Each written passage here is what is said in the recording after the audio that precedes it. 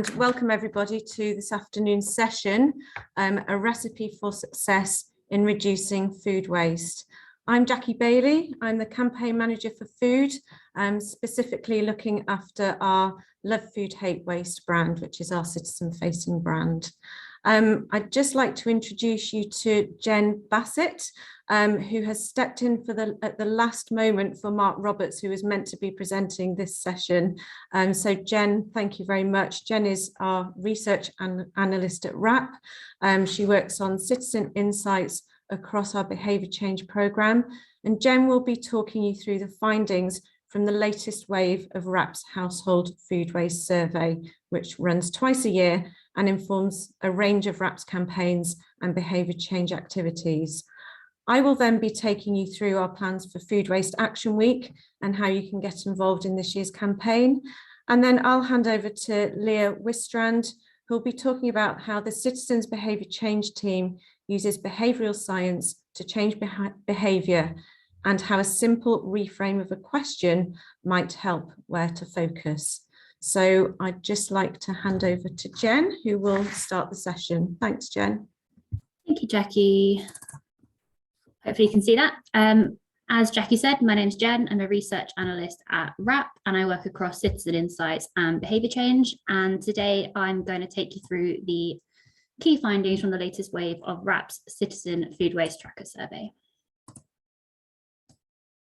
So first, a little bit of context, bit of background. Why do we bother studying citizen food waste behaviours?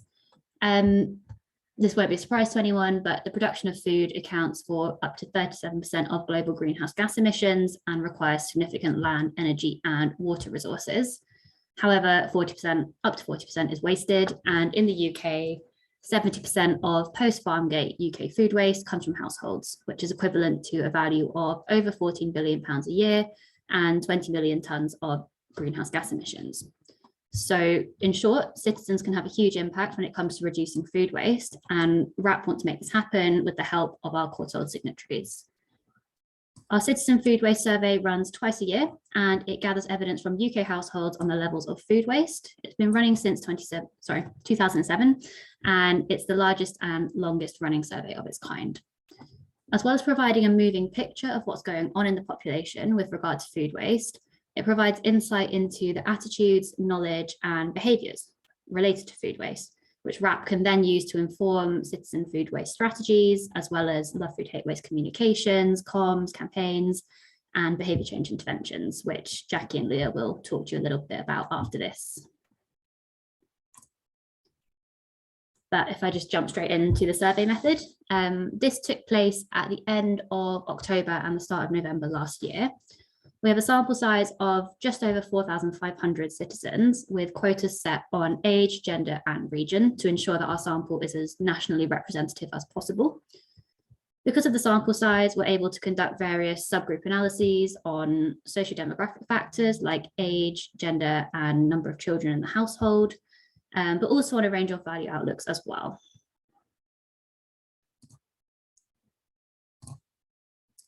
So I just wanted to show you up front the key insights from the survey. So if you take anything away, these are the main headlines. I will go into them in more detail throughout. But the main thing really is that, unfortunately, food waste levels are now back in line with those that we recorded in 2018. They remain below 2019, but nonetheless, it is indicative of a partial rebound back to pre-pandemic levels. We see also that a significant proportion of UK citizens, over half, do not list food waste in their top 5 food concerns. Citizens rate themselves positively on several food management behaviours, but also poorly on several more. There appears to be some disconnect between freezing food initially and then defrosting it. So food is either being lost in the freezer or disposed of from the freezer without being defrosted. There's quite a wide range of incorrect knowledge and uncertainty about how to freeze and defrost meat, which not only has implications for food waste, but also for hygiene and food safety. And finally, there is a strong association between Love Food Hate Waste campaigns and reported behaviour change in citizens. But first, a bit of context. We ask about a few of these contextual factors in order to investigate whether they're related to food waste, but also to give us an indication of what else is going on in citizens' lives that could encourage or prevent them from engaging with the subject of food waste. So just to start off, we saw that 1 in 10 citizens report having some kind of food allergy or intolerance. Almost 3 in 10 have had some kind of mild to serious case of food poisoning as an adult. Just under 1 in 10 have follow a vegetarian or a vegan diet, and just over 1 in 20 follow some other kind of specialist diet like paleo or intermittent fasting. Citizens reported an average of 6.6 displaced meals in the last month. And by displaced meals, we mean meals out, takeaways, anything that means that food in the house is not ultimately eaten and gets thrown away. This is a decline from June, where we saw 7.4, but nonetheless is still higher than September 2020, which is likely due to the kind of rebounding lockdown situation that we've had. Similarly, there's been a post-lockdown rise in the proportion of citizens who report feeling under time pressure in their daily life, which is now at 45%, which is back to 2018 levels. It's particularly notable in those with young children, but also in the 18 to 44 year age group as well. And finally, we see that 2% of our sample reported purchasing a fruit and veg box, a meal kit such as HelloFresh or Gusto, and obtaining food via a food sharing app such as Olio or Too Good To Go.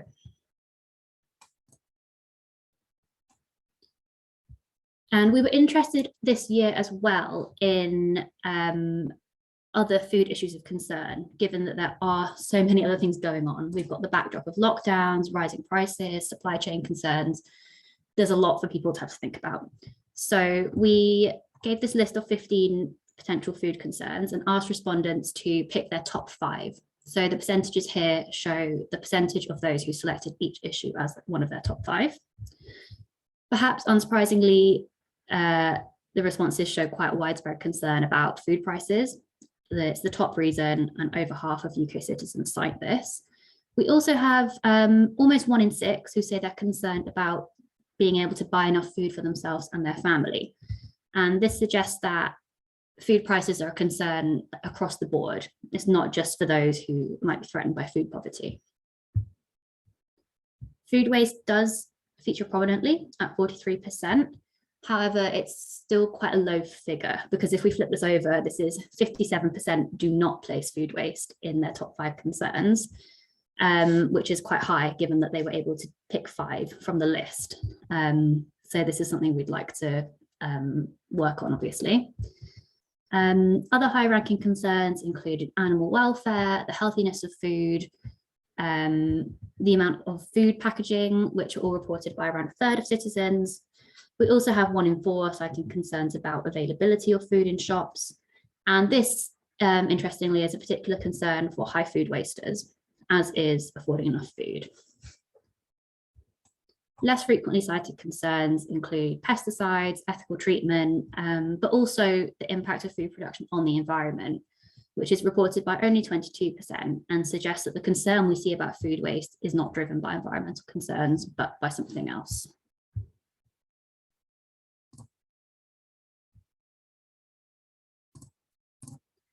When we ask whether people have seen anything about the amount of food that's thrown away or wasted, there has been a strong rebound following the sharp fall we saw in 2020 that kind of went in line with lockdowns. We're now back up at 67%, so 2 in 3, which is amongst the highest level recorded by the tracker. We see the same trend for recall of specific information about how to minimize food waste, which is back up at 45% after the low of 22% that we saw in September 2020. So taken together, these both suggest that any negative impacts that lockdown or COVID had on recognition and retention of this information has faded, which is great. And finally, we have just over 1 in 4 of citizens who say they recall hearing or seeing something about Food Waste Action Week, which took place in March 2021. Moving on to recall and impact of campaigns. I just bring these all up, sorry. Okay. We see recall and recognition of these logos is increasing over time. Just over 1 in 3 UK citizens have seen the Love Food Hate Waste logo in the last year, which is the highest on record. Recognition of wasting food that's out of date is also its highest on record at 13%. And Chill the Fridge Out and A to Z of food storage, fairly consistent recognition rates, which at this wave were 7%. If we consider these all together, we can see that 2 in 5 UK citizens recognise any wrap campaign logo, and just under 1 in 5 recognise any specific Love Food Hate Waste campaign logo.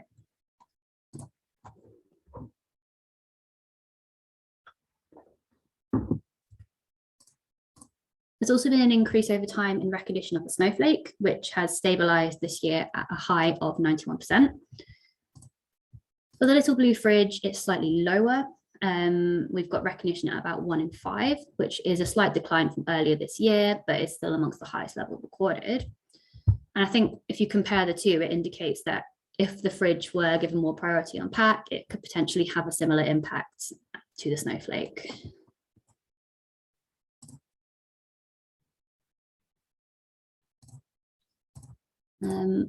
When citizens report having seen our campaigns, we ask to the extent to which they feel they did something differently as a result. And we see that reported behaviour change is high, and it's also relatively consistent across each campaign.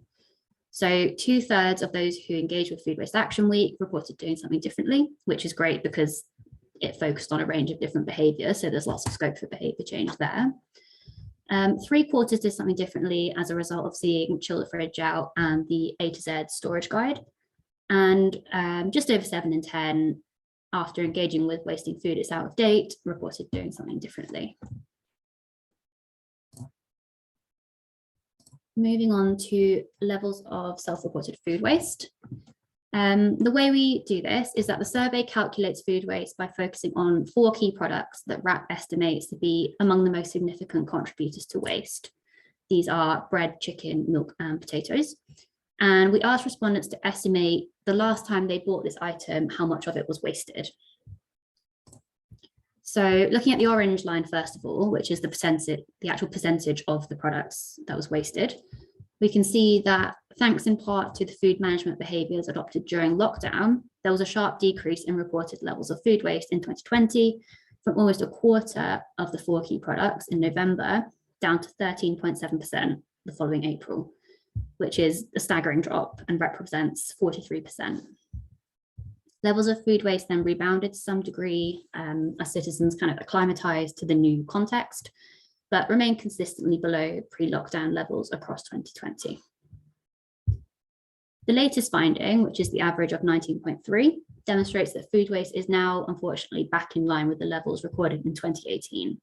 And whilst this is by no means the highest level of waste we've ever seen, it does indicate a somewhat rebound back to pre-pandemic levels of waste.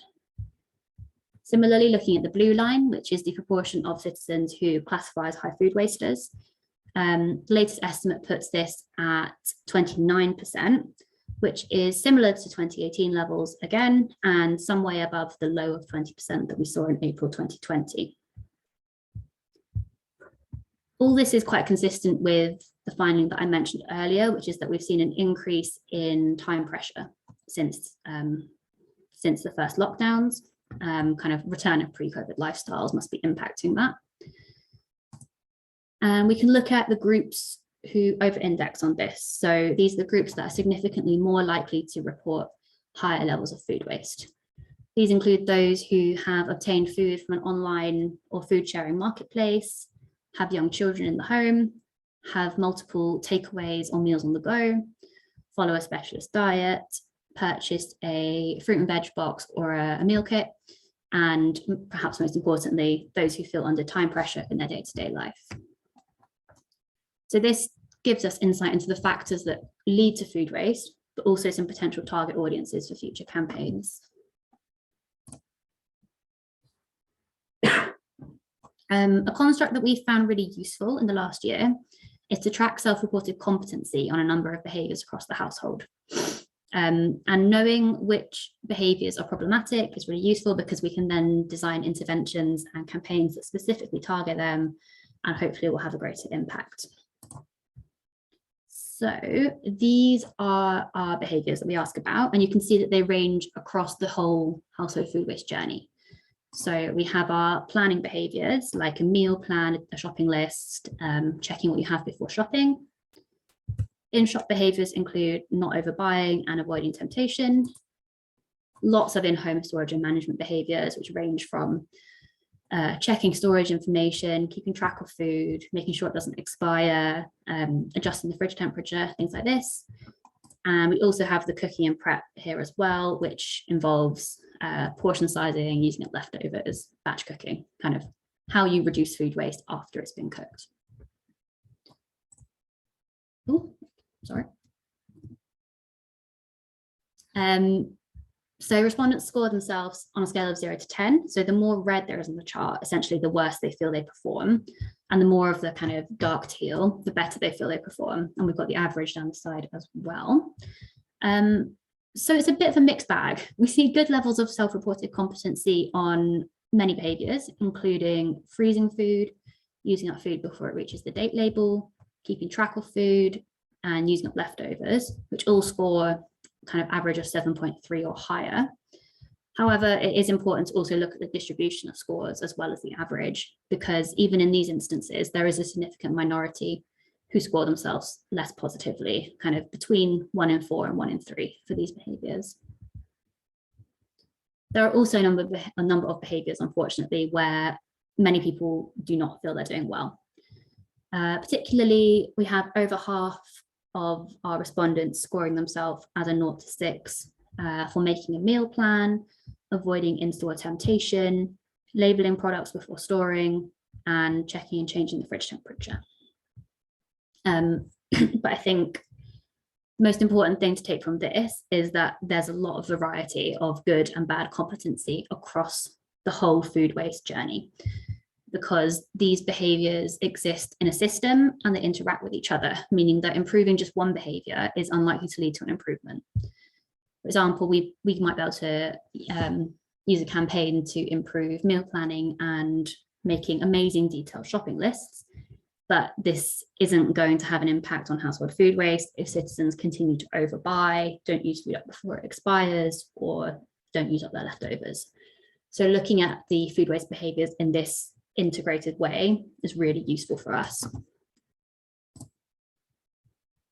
We've also been tracking them over time since November 2020, which you can see in the blue line here, and then June 21 in orange. We didn't ask about all of them in June, which is why it's a little bit disjointed, but hopefully you can see that for those that we did ask about, several of the behaviour scores declined between November 20 and June, likely because busy life started getting in the way of good lockdown habits. Excuse me. The dip's particularly noticeable for defrosting, adjusting the fridge temperature, and also for these preparation behaviours on the far right as well. If I add in the results from this wave that was on the previous slide, these are in the grey here. Hopefully you can see that competency has somewhat stabilised, but still does remain lower than a year ago, particularly in the pre-shop planning phase, but also defrosting as well. So we're better, but we can go further. Another thing to note on these is that we do generally see poorer self-reported competency amongst those who are classified as high food wasters, which again just highlights the importance of focusing in on these behaviours. We also observe a potential disconnect between freezing food, which in this wave had an average score of 7.7 out of 10, and then the competency of subsequently defrosting, which scores lower at 7.1. So food is going into the freezer, but isn't being defrosted, which is a problem. But a benefit of this survey is that it allows us to deep dive on certain behaviours of interest. And this year we focused on freezing and defrosting meat for this very reason. Something we focused on was knowledge. So we asked a range of knowledge-based questions and asked respondents to decide if they were true or false to the best of their knowledge. So if I just bring these all up. The percentages show the proportion of respondents who got the answer wrong or didn't know, which is kind of just as problematic for our purposes. But it gives us a really good indication of where knowledge is poorest and therefore where we should focus our education-based messages. So the bars in red indicate that the correct answer was false. For example, it's not recommended to defrost meat at room temperature. And the bars in blue underneath indicate that the correct answer was true. For example, it is safe to cook minced beef or lamb from frozen.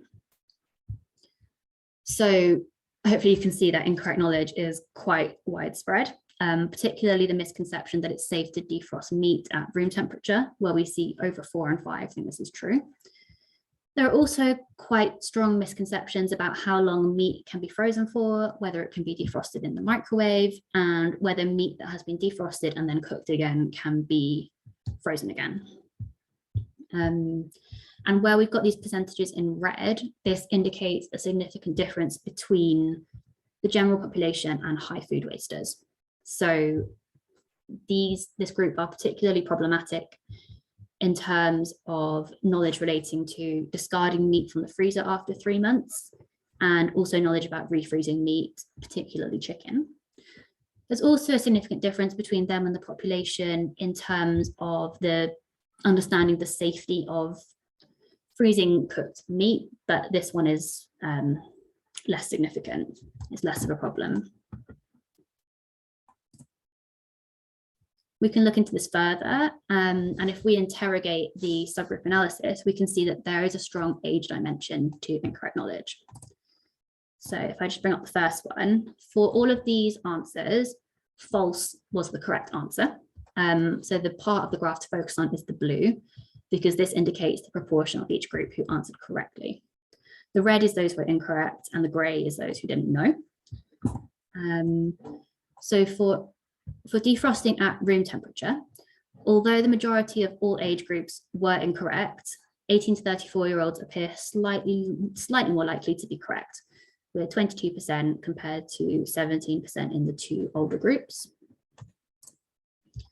For the duration that meat can be kept in the freezer, similar opposite pattern actually. So almost 24% of 18 to 54s get this correct, compared to 37% of 55 pluses.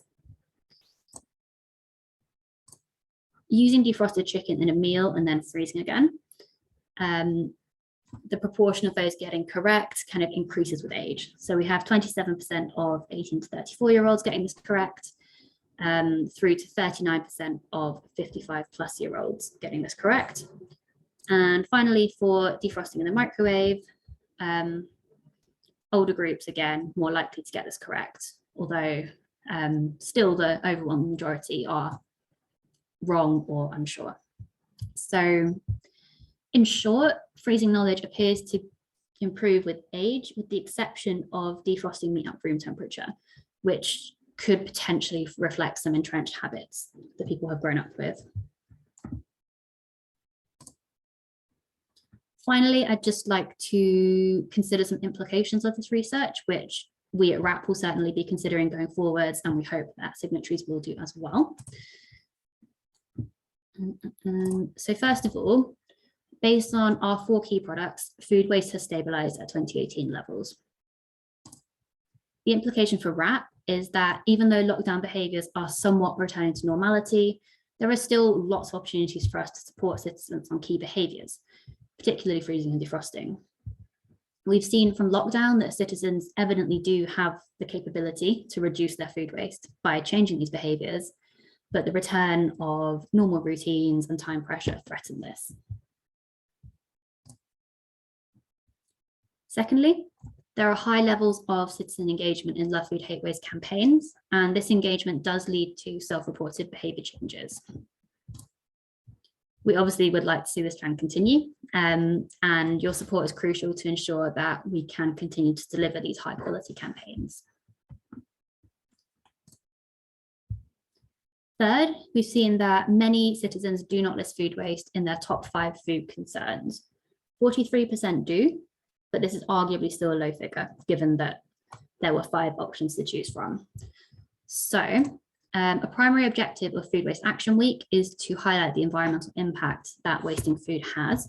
And we would love for businesses to get behind this week, which you can do with financial contributions or by sharing campaign assets through your own channels. Fourth, incorrect knowledge and uncertainty about freezing and defrosting meat is still widespread. Even among those who do freeze and defrost, there's lots of scope to kind of improve confidence and knowledge around how to do this safely. This will be a key focus on Food Waste Action Week, where we'll be calling on citizens to change the ways they freeze and defrost meat. We're also developing a number of behaviour change interventions that aim to help citizens freeze and defrost food safely. There's also a role for on-pack guidance here as well, particularly the snowflake symbol, as well as instructions for defrosting and cook from frozen. And finally, household food waste is not just about individual behaviours. Food waste is a system of interacting behaviours, and there's lots of people who are weak at many of these behaviours in the kitchen, which is snowballing to contribute to much higher levels of food waste. And at WRAP, we're continuing to develop our understanding of these competencies so that we know where best to target our efforts and where they will most have the biggest impact. Final thing I wanted to say is that the full report from this wave of the survey will be published soon, and this contains much more detail than I've had time to go into now. So if you are interested in looking into this more, that will be available soon. Otherwise, thank you for your time, and I'll hand over to Jackie to talk to you more about Food Waste Action Week. Okay, thank you. So yeah, just moving on to talk a little bit about Food Waste Action Week. As I said, I'm the campaign manager for Love Food Hate Waste. So I just want to introduce you to the brand, and then I'll talk you through our plans for this year's campaign. So we are all around talking to citizens about reducing food waste at home. And as Jen showed in her slides, we have high recognition now of our branding, which is great. So 1 in 3 citizens now recognise the Love Food Hate Waste brand. And globally, we're getting high recognition as well, as many countries around around the world are starting to use our Love Food Hate Waste brand in their campaigns, really helping to amplify our messages and get the name known around the world, which is fantastic for us. And you can see on this screen here that 7 out of 10 citizens who engage with our campaigns actually go on to change behaviour, which will ultimately lead to less food wasted, which is a fantastic figure for us. And then just to touch on last year's campaign, Food Waste Action Week last year was the first ever Food Waste Action Week that we ran, and was extremely successful, with lots of businesses and organisations getting on board, really helping to amplify our messages. And you can see this great stat here that nearly 75% of citizens who saw the campaign reported doing or planning to do something different to reduce their food waste. And that equates to 9.4 million people, which is brilliant. And that's something that we really want to build on this year, and make the campaign even bigger and better so that more people see it, and will ultimately go on to change their behaviours too.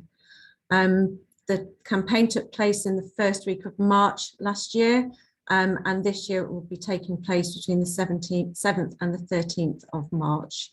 And it's a great opportunity to bring everybody together in a citizen-facing campaign. So we have organisations across retail, manufacturing, government, hospitality, all amplifying the message to get the message out around food waste and the impact it has on our climate.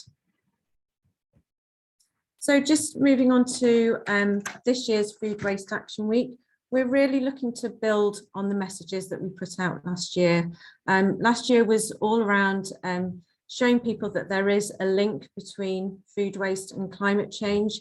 We know that there's a huge knowledge gap there. People are concerned about climate change, but they really don't understand the impact of food waste on climate change. So this year, we plan to really come out with some emotive creatives to start to get people to feel and to see the impact of what we're doing to our planet in terms of wasting food and how we're really affecting the planet that we live on. We will be showing creatives that really focus on animals in scenarios such as droughts, forest fires, polar ice caps melting and floods, and really getting people to see the impact of their actions and to start to care about their actions on the planet with the use of animals in these scenarios.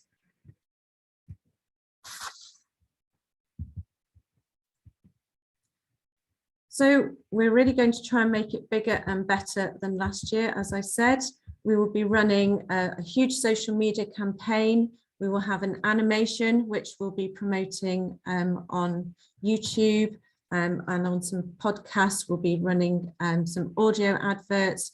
We'll have a celebrity ambassador on board and a range of influencers, and we'll have a big PR campaign too. So we're really trying to use all of our channels to amplify our messages and get to as many citizens as possible in order to try and affect behaviour change.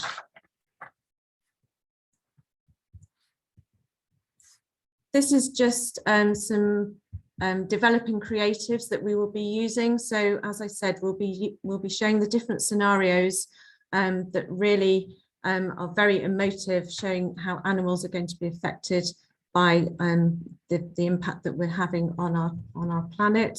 So you can see this first one here. We will have a polar bear in this scenario.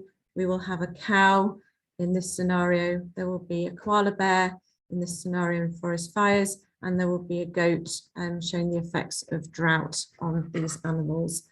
So these are all in development at the moment and will be available shortly on our resource library so that you can use them and help amplify the messages during the week. We're sticking with the same theme this year, so wasting food feeds climate change. But as I said, we're really trying to be more emotive this year so that people will really start to think about what they're doing and then take action. Jen talked us through our deep dive into freezing and defrosting behaviours, and this is something that we're really looking to tackle head on this year. We know that there's a real disconnect between people's knowledge around this, and so we're looking at all of these interlinked behaviours. They're very complicated, the behaviours around freezing and defrosting, but we're hoping to use our channels and influencers to really demonstrate the correct behaviours around freezing and defrosting, as we feel that these will bring the biggest impact in terms of change and people wasting less food. We can see that an awful lot of food is getting into people's freezers, but it's never getting back out and being eaten. So we really want to try and tackle that this year. As I said, we will have a celebrity ambassador on board who will be heading up our PR stunt, and we hope to get some good coverage across lots of media. And as I say, we will also have a range of social media influencers who will be supporting the ambassador with our key messages during the week. The key call to action will be to go to a landing page that we're developing, and from there we will signpost people to specific information on our Love Food Hate Waste website. And just in terms of the assets that will be available for you, you'll have access a couple of weeks before Food Waste Action Week, so they'll be available on our resource library. There will be a range of social media static posts which are templatable, so you can go and add your logo. There will be animations as well. There will be posters. There will be a wasting food feeds climate change lockup that you can add to your materials. And we will have a campaign toolkit that will talk you through how to use all of the assets that are available to you with suggested social media copy. So we'd really encourage you, please, to go and have a look at those and see how you can use them on your channels to really help amplify the messages for us. And for those people who haven't taken part before or haven't taken part in our campaigns, we feel it's a great opportunity for you to be really part of a very positive movement around this very important issue. It shows to your customers that you're serious about your commitment to climate change. It shows that you're taking a positive stance and can potentially generate some very positive publicity for you and your organisation. And how can you get involved? Well, the least that you could do is to use the hashtag Food Waste Action Week and like and share our content on social media. That would be fantastic if you could do that for us.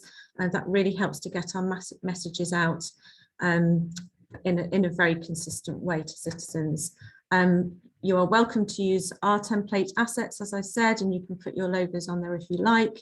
Or you can create your own social content and use your own assets that you can just develop in your own branding if you wish. We will be putting out a press release to citizens. You can put out your own press release and use Food Waste Action Week as the kind of hook. You can use our posters in store, you can run customer competitions, and you can use the Food Waste Action Week logo on your website. So there's lots of ways that you can get involved if you want to.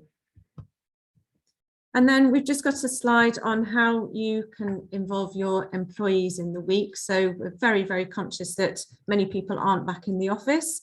If you are back in the office, then there are opportunities where you can ask your employees to bring in leftovers from the night before or to make up recipes, or you can carry out similar kinds of activities online over Zoom or Teams, and just really start to have those conversations internally to get people thinking about the food that they waste and how they can be a little bit more clever with what they do with their leftovers or items in their cupboard that they may not have seen for a long time. So there's just a few ideas there of how you can get your employees involved, and there will be lots more available on our website during the week as well.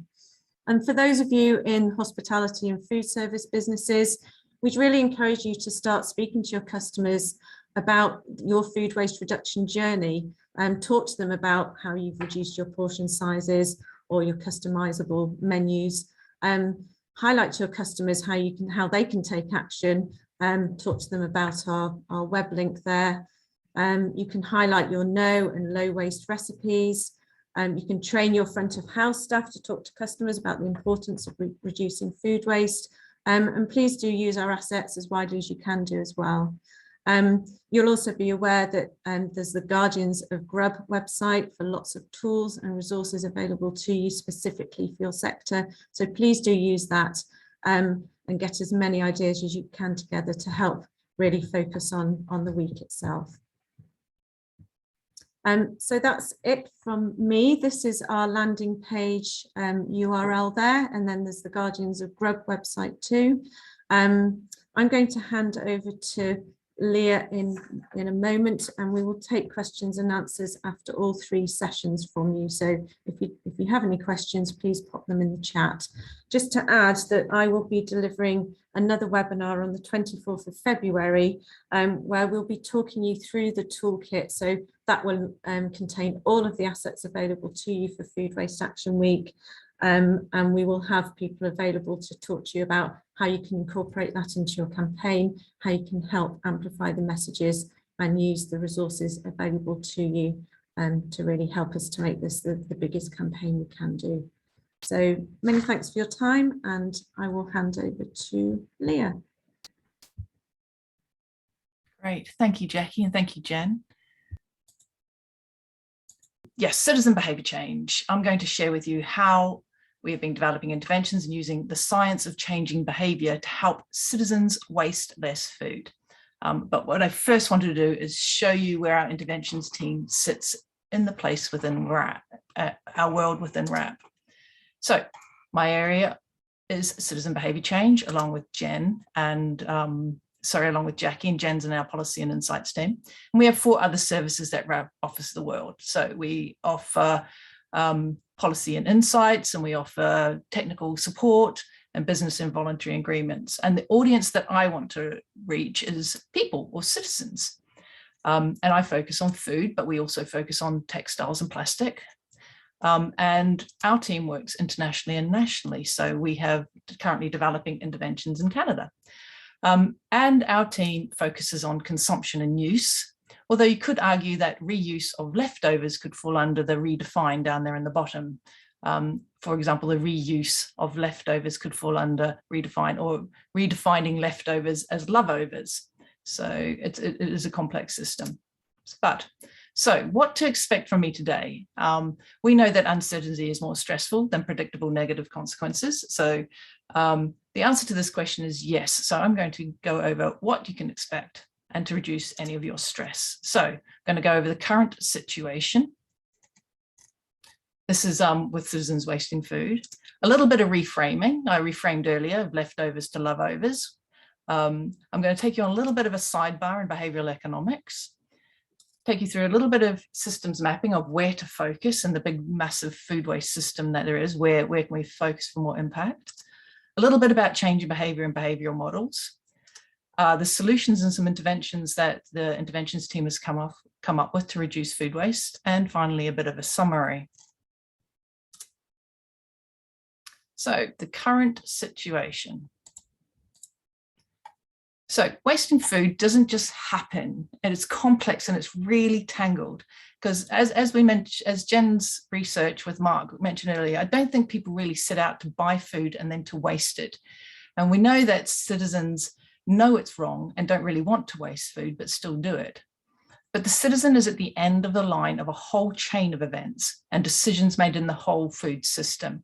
Unfortunately, that is where food waste is visible, where we can measure it using food waste analysis and food waste diaries, and also blame. 70% of the food waste comes from the home. And to be fair, in some cases, citizens are to blame. Oh my God, I just can't be bothered cooking, let's order a takeaway. Meanwhile, that night's planned meal gets left behind the fridge. I suspect that is quite familiar. But there's a whole system of other actors or organizations operating in the food system that are also undertaking behaviors or actions to get food into a citizen's shopping basket, and they're realizing and maximizing their own goals and objectives. But this can lead to the separation between the actors in the food system, their actions, and the consequences further down the line in a citizen's home. This is the law of unintended consequences when actors in a system act in silos for their own gain. And it's great. The Courtauld Commitment is a fabulous collective of organizations wanting to help prevent food waste. I know organizations are looking at their own operations to reduce food waste, and there's been more and more interest now turned towards the citizen. And the more I talk to Courtauld partners, the more I am hearing, how do we encourage or motivate citizens to waste less food?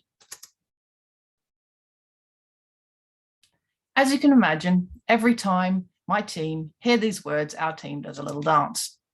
But we work in behavioral science and questioned, is this the right question to be asking? As this is a systems problem, maybe it should be a systems question. And what would reframing do? Let's take a look at this question from a framing perspective. How do we encourage and motivate citizens to waste less food? This implies that the citizen is the actor in the system that is at fault, and we are here to help them, to motivate them to waste less. And we've been answering this question with campaigns, information, motivation, and calls to action. We ask them to buy less, store correctly, eat what they've bought. We motivate with messages of money savings, saving the planet, time spent with family. And it has worked, and it does work. You've heard from Jackie about Food Waste Action Week and calls to action, and this is amazing and is a crucial part to the solution of reducing food waste. But citizens are not the only actors in the food waste system. So perhaps we need to stop, reframe, and ask another question. A simple reframe takes the onus off the citizen and refocuses it. As part of the food system, that the solution and change sits with you. For example, what can I change to make a food waste behavior really easy for a citizen to do? What can I change to help citizens buy what they need? What can I change to make a food waste prevention really, really easy to do? How can I stop incentivizing citizens in buying a value pack at 50% less per kilo than the smaller pack when they're probably not going to eat it all? What can I do to make it really easy for a citizen to adopt a new behavior? For example, how do I make it easy for a citizen to use their judgment to determine that food is still fine to eat, rather than default to a quality date label like best before? But with every question, it's not that simple. And one question leads to another, which is quite rightly leads to, but how would I know what to change in my organization or what I'm doing? And there's no sugarcoating about how to go about answering this, because the answer is not easy. How do you know what to change in your organization? How do you know the unintended consequences of your organization's decisions, the way you go about your business and your decisions on how to produce, present, and sell to citizens?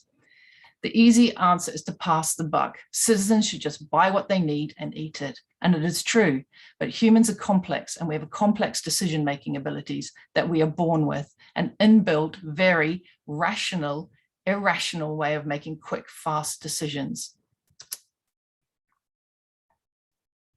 So let's take that sidebar I mentioned earlier and go a little bit into the behavioral science on human decision-making, or behavioral economics. And don't worry, I do tie it all in at the end.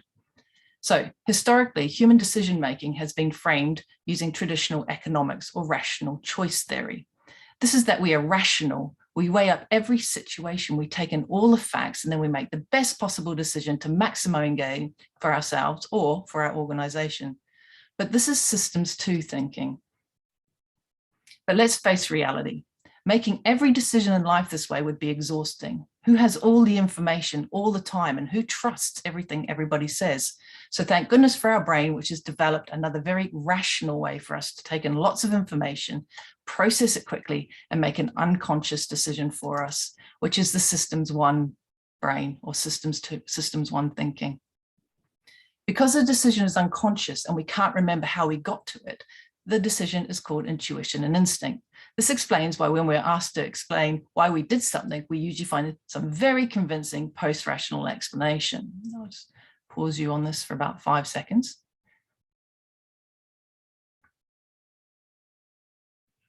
This is a post-rational explanation for an unconscious decision. And as we do this post-rationalization, because the unconscious decision that we've made using a rational process may have made us do something that seems completely irrational, such as buying food, knowing we'll probably throw some of it away.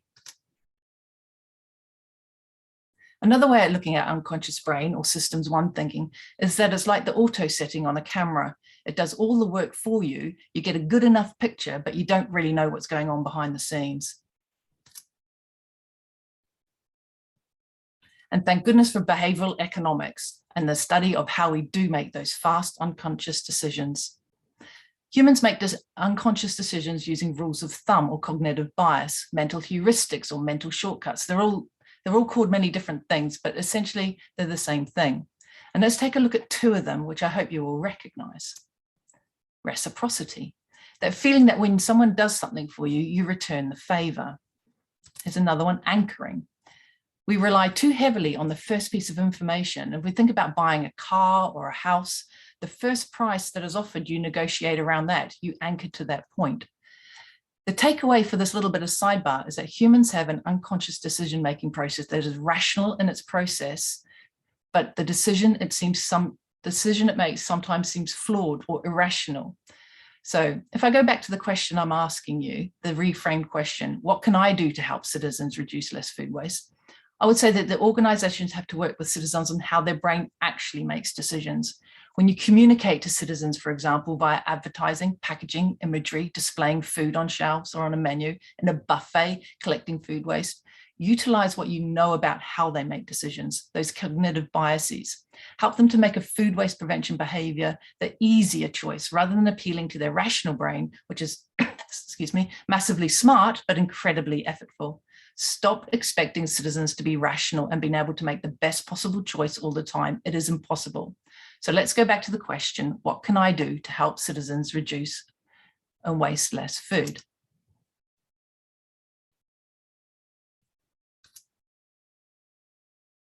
So the answer, it's still complex, but the interventions at RAP knows many things. We know about system thinking and how it applies to the food waste system. We know about impactful food waste prevention behaviours that citizens can do to help reduce food waste. And we know about the foods that cause the greatest environmental impact. And we know how to change behaviour.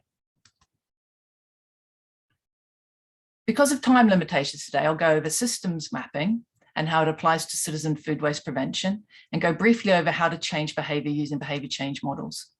The example solutions that I'm going to give you at the end will focus on the highly wasted foods and impactful behaviours. So systems mapping.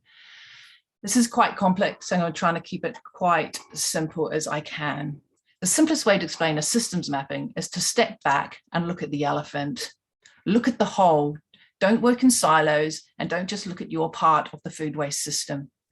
And the following slide is an example of a systems map of bread waste. What is happening in the food waste system that is causing citizens to waste food? It is really messy looking, but the main takeaway is that a system map allows us to look at the whole system. So in this map here, we've got three actors: retailer, citizen, and industry. And I've left policy and regulation out just to keep it a little bit simpler. All these actors are doing a behavior that leads to a citizen disposing of their bread. For example, in the industry space, one behavior is the provision of freezing instructions on pack. Sorry, that's the citizen one. In the citizen space, we have the behavior, the use of stale bread. In the retail space, we have the behavior, provision, and range and quality of bread. And there's a load of other behaviors in there. And obviously something is influencing these behaviors in this space. So there's loads and little influences all happening around all these behaviors happening with all these actors. So what I'm going to do is, for simplicity's sake, is just dive just a little bit deeper into an influence, and hopefully this will start clearing things up. So in the citizen space, we have two behaviors. A citizen can dispose of their bread as waste, or they could eat or use fresh bread. And we have three influences here on these two behaviors. What is influencing? That is, what is influencing a citizen to either chuck or eat their bread? Because the bread is inedible and left out and moldy. Could it be that their awareness of bread as an environmental issue? Does that help them either eat or chuck their bread? And what about perceived freshness? What influence does that have over eating or chucking bread? So rather than look at all three influences, I'm just going to look at one: perceived freshness, and what impact this has on eating or chucking. And as you would have it being wrapped, we have a bakery waste report here. And if you want to go read that later, you're more than welcome to. But I'm going to give you a short summary here about bread. Despite relying on their own judgment on when to eat bread, which citizens say they do, they use their judgment, citizens greatly underestimate how long bread actually lasts. So citizens have a preconceived notion that bread has a 3 to 4 day shelf life. However, overall, participants in a taste test like the day 6 sample as much as the day 2 sample. So in our model here, perception of freshness is an influence on behavior. The more we perceive bread to be fresh, the more likely we are to eat or use it. The less we perceive the bread to be fresh, the more likely we are to dispose of it. But the perception is wrong. But this perception is quite a strong influence on the decision-making to eat or chuck. So we've got incorrect perceptions influencing our behaviors. And the takeaway from systems mapping is that behaviors do not happen in a vacuum.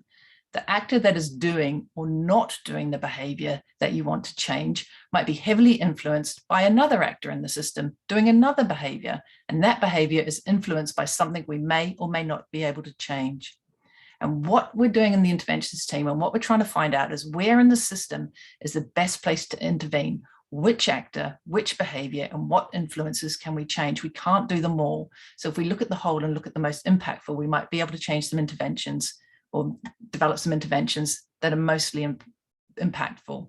So hope you bear with me now. I promise it does tie in at the end. So we're going on to behavior change models now, where we know the behaviors we want and what has influenced them. So how do behavior change models help us decide what to do?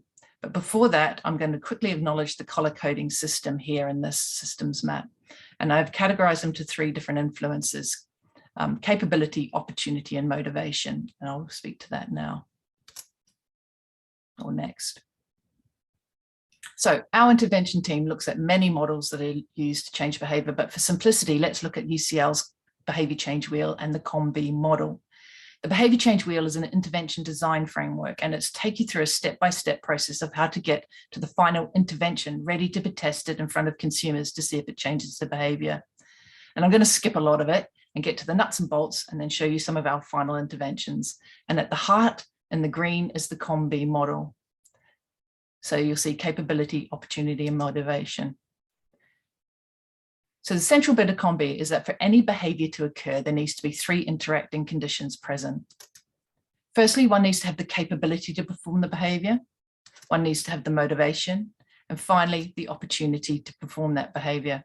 And in the systems map, we made sure that when we find an influence, we ensure that we define what type of influence it is. And just bring that up to remind you, you'll see here that they're color coded as well into opportunity, motivation, and capability. So going back to the behavior change wheel, and in the interest of time, what is important here is that there are different intervention types in the red circle that are suited to changing the influence, depending on the type of influence it is.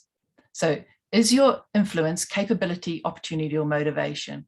The intervention types such as education, persuasion, coercion, and modeling are all suited to move different types of influences. I've given you the process of the answer on how to find the solution, and it's complex, but it's methodical, and we've got systems mapping and behavior change models. And let's not forget our little sidebar at the beginning, how citizens actually make decisions or behavioral science. So putting all this together, and like I mentioned in the beginning, the solution is a lot simpler than we would expect. So the RAP team, the behavior change intervention food team, have so many interventions, and I'm only going to take you through 2. So don't think we won't have the right solution for your context. I'm just sharing 2 for illustration purposes. So 2 products, each with a different behavior that we want citizens to do. Bread, we want people to eat all of the bread, not throw away the crusts or anything like that, just eat all of it. And yogurt, one of the biggest reasons for not eating yogurt is not used in time, so we want them to eat past the best before date. Let's have a look at our bread intervention. This is the twist and tuck. Our objective here was to get citizens to store the bread correctly to prevent staleness and to increase the perceived freshness of bread.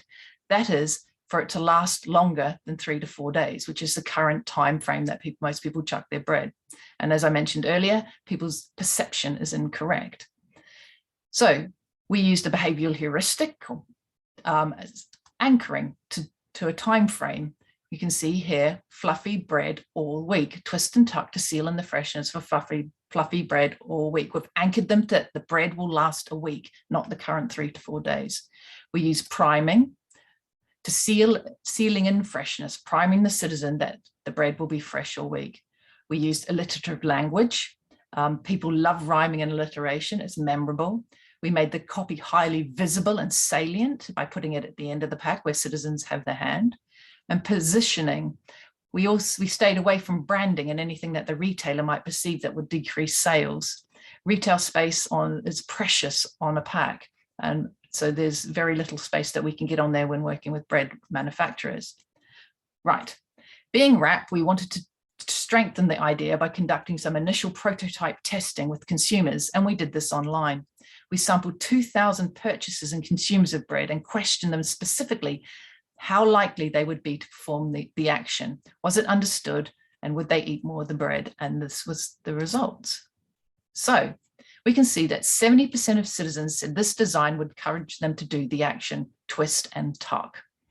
73% of citizens believed that carrying out this action would keep their bread fresher for longer. So we have changed their perception. And 52% of citizens stated that this design would encourage them to eat the bread for longer. So it worked. So what is key here is that we have designed this with how citizens actually make decisions. We haven't tried to motivate them to do anything. Right, yogurt, let's talk yogurt. So dairy is this is Yondom's, a fresh yogurt freshness seal. So dairy is a high environmental impact product, and the main reason for yogurt wastage is not used in time. And this is to do with many influences, date labels, perceived freshness, forgetting them in the fridge. The fridge is too warm, for example, above 5 degrees. There are so many influences going on here as to why, despite many yogurts having a best before date, citizens throw yogurts out when they are perfectly fine to eat. There are several ingenious little mechanisms or heuristics in this solution, which is the plastic seal on top that you put on top of a yogurt. So our objective was to increase the freshness perception of open yogurts, that they last longer than what is currently believed, and therefore eat beyond the best before date. We wanted to increase behavioral intent to eat. And by actively putting the Yondom onto a yogurt, a citizen has used a commitment device without knowing it. So they're now engaged with the product, and they understand that the Yondom's job is to protect the yogurt, to keep yogurt fresher for longer. And when we tested this idea with citizens, these were the results. One of the things we did do actually was we wanted to see if citizens would still buy it if it was a little bit more expensive, and citizens would be willing to pay 30p more on average for a yogurt that came with a freshness seal, which was good news. But what was also great news was citizens thought the Yondom yogurt was fresher. So we increased that perception of fresher, and citizens said they were more likely to eat the Yondom yogurt up to 7 days after the best before. And citizens perceived the product to be higher quality and value. So I'd love to show you more examples, and we have many, but that's all I have time for today. So each of our interventions that we share with Courtauld partners, or we ask people to uptake, or we want to pilot, have all this behavioral science behind it, and we're working with how citizens really make their decisions. So summary, let's go over quickly where we've been today. We added a new question, as well as how do we encourage or motivate citizens to waste less food? We asked, and we reframed, what can I change to help citizens waste less food? This creates responsibility back to those in the food waste systems to change what they do. We looked at systems mapping, the systems and how actors and behaviors and influences interact. We looked at behavior change models and how they help us understand what influence behavior, that's capability, opportunity, and motivation. And we looked at how citizens actually make decisions.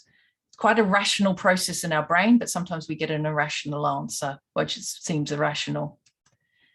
And I demonstrated 2 examples of many to illustrate our process of developing interventions that are likely to work when put in front of citizens. So thank you very much for your time today. If there's one thing I'd like you to do is to stop and reframe. Instead of asking, how do we encourage and motivate citizens to waste less food, and start asking, what can I change to help citizens waste less food? And the team at RAP is here to help if you need and want to chat to us about it. And thank you very much. Back over, I think, now to any questions.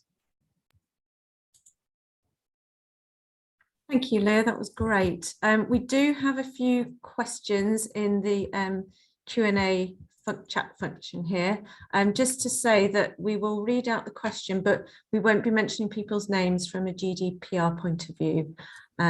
So yes, we will address those questions now.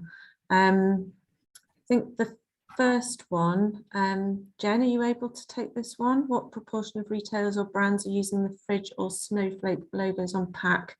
Do they use the ones you showed or their own? I don't know if you're able to answer that question. I can give it a go. So the latest data we have for this is from 2019. We ran a retail survey and we found that snowflake logos were on 40% of applicable products. Obviously, we don't survey every single product, but some proxies. And the fridge logo is found 15% of applicable products. So there's definitely room for improvement. And the fridge was mostly found on fresh produce. But as I said, this is from 2019. And as we speak, we're redoing this survey. The field work's completed, and I've got a feeling the research team are synthesizing the results at the moment. So we will have an updated picture soon, hopefully. And the second part was, I think, it's not exactly the same design as what we've showed, but it's usually some kind of similar reincarnation of it. Thanks, Jen.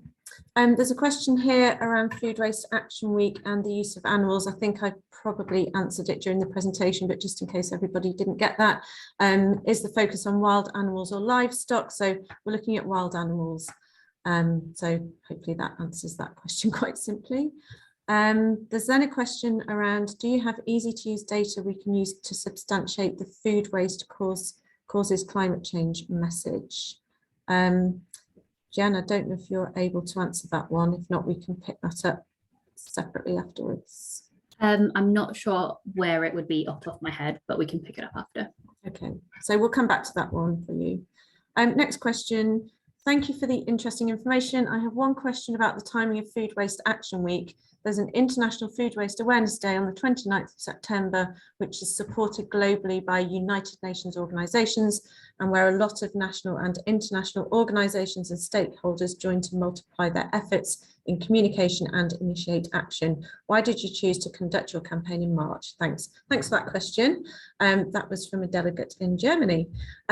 So yes, the reason that we have chosen March is that for the last 17 years, we run a Recycle Now campaign called Recycle Week. That's our hero week for that citizen-facing campaign around recycling. And that always takes place, or has done for the last maybe 7 years, during the last week of September. So we obviously couldn't run 2 citizen-facing campaigns at the same time. So we chose last year to run Food Waste Action Week at the beginning of March, so that it's essentially 6 months after our Recycle Week campaign. So hopefully that one answers that for you. Then there's a question around Food Waste Action Week again. Sounds great and likely to become an annual event. Yes, we are planning for that to happen. If this is the case, do you think we can get the toolkit a lot earlier to enable maximum reach? With a couple of weeks, this limits activity to mainly social media. Yeah, we're really aware of timings. I can assure you we do as much as we possibly can to get information to you as early as we can. We're a little bit hamstrung this year in terms of our funding, so we only actually had the budget confirmed in December. So we literally just had 3 months to put this campaign together. So yeah, that wasn't a long time, and we've been trying to do our research into the creatives. We've developed the creatives, obviously the animation, all the PR stunt. There's been lots and lots of things happening in the background. And the timing that we mentioned a couple of weeks beforehand really is the soonest that we can get that toolkit available to you, with all of the other activity that's happening in the background. So I can assure you that we'll do as much as we possibly can next year to get those assets available as quickly as we can, but we will give you as much warning as well. So if you are planning activities and we don't have the assets available for you, you can still continue to plan those activities around the theme. So hopefully that one question answers that question for you. I can't see any other questions. There was a question in the chat about particular groups who are better or worse at reducing food. Just at a very top level kind of social demographics, we see that those who waste more food tend to be male, tend to be younger, particularly 18 to 34-year-olds, and also those with children at home, so particularly young children, and any other kind of lifestyle variables that reduce the amount of time you have at home. That tends to lead to more food waste as well. Okay, thanks, Jen. So yeah, I think that probably brings this session to a close. If there are no further questions, just really like to thank Leah and Jen again for your sessions. Thank you everybody for attending. I've just seen another question pop in just before we close. Do WRAP plan to work more closely with Too Good To Go and Olio, given shoppers use these platforms are more likely to waste food at home? Yes, we are already in touch with those 2 organisations. So yeah, just to reassure you, we will definitely be working more closely with them. So thank you for that. I've just seen a couple of messages come in the chat. Do you carry out research projects with organisations? It'd be great to partner up. Jen, are you able to answer that? Short answer is yes, we do, and we'd love to partner up. So yeah, get in touch with, and we can pass it on to the right people. Great, thanks, Jen.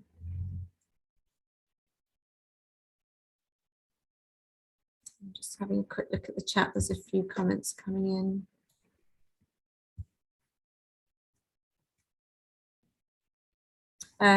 Somebody said, oh, thank you for the great presentation. Will the recording or slides be available? Yes, as far as I'm aware, this session has been recorded, and I'm sure that the Courtauld team will be making them available for you. Thank you, everybody. Some really nice comments coming in. I think we'll draw the session to a close. As I said, many thanks for attending. It's great to have so many people on the line. Some really lovely feedback. Thank you. Please do get in touch if there's any opportunities that you can see for us working with you more closely. And it would be great to see you supporting Food Waste Action Week next month, beginning of March. So thanks, everybody, and please keep in touch.